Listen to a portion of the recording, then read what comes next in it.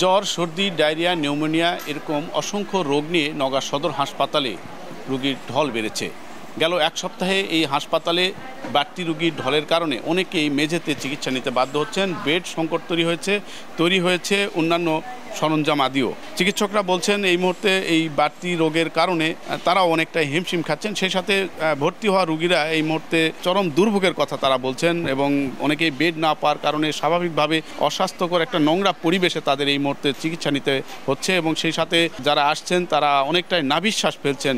250 শয্যার এই হাসপাতালে এই মুহূর্তে শিশু এবং সাধারণ ওয়ার্ডে ভর্তি রয়েছে প্রায় 400-র অধিক রোগী এবং ধারণ ক্ষমতার প্রায় 3 গুণ অতিরিক্ত রোগী হওয়ার কারণে একদিকে রোগের সেবা নিতে যারা আসছেন তারা কিছুটা বিঘ্নিত হচ্ছেন, সেই সাথে যারা সেবা দিচ্ছেন তারাও অনেকটা হিমশিম খাচ্ছেন।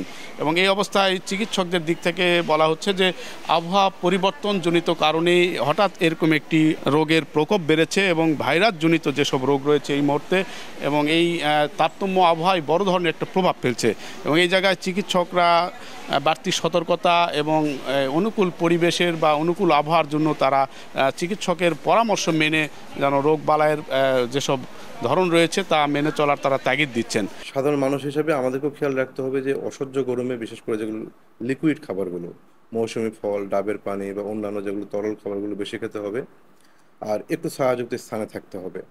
আর যদি আমাদের বিশেষ করে এই সময় ইমিউনিটিও কমে যায় অনেক, কোনো ধরনের সংক্রমণ হলে বা অসুস্থতা হলে নিকটস্থ হাসপাতালে অথবা আমাদের হাসপাতালে যেন যোগাযোগ করে। নওগাঁ জেলা সদর হাসপাতালে বাড়তি রোগীর এই ঢলে স্বাভাবিকভাবে রোগীরা চরম একটা দুর্ভোগে পড়েছেন। অনেকেই সেবা নিতে এসে চরম বিড়ম্বনা এবং সেবা সঠিকভাবে না পাওয়ার অভিযোগটাই তারা করছেন। 7 তলা তো অনেক উঁচু জায়গা, সিঁড়ি দিয়ে উঠে 5-6 বার গেছি, ডাক্তার নাই। ডাক্তারের কাছে যদি অতবার রুগী যায় ঘুরে, আমরা তো গ্রাম থেকে আসছি, আমরা তো অত বুঝি না, আমরা তো এখানে সেবা নেওয়ার জন্য আসছি, কিন্তু এখানে আসে সেবা পাচ্ছি না। ডাক্তার নাই, দিনে একবার আসে, একবার দেখে থেকে চলে যাচ্ছে, তারপর পরবর্তী যে অসুবিধা হচ্ছে আর তো দেখার মানুষ নেই এখানে। সেবা লওয়ার জন্য আসে আরো অসুস্থ হয়ে যাচ্ছি। বেড নাই, কিছু নাই, দেয়নি, করেনি, ওষুধ নেই, পাতি নেই, কিছু নেই, স্যালারি নেই।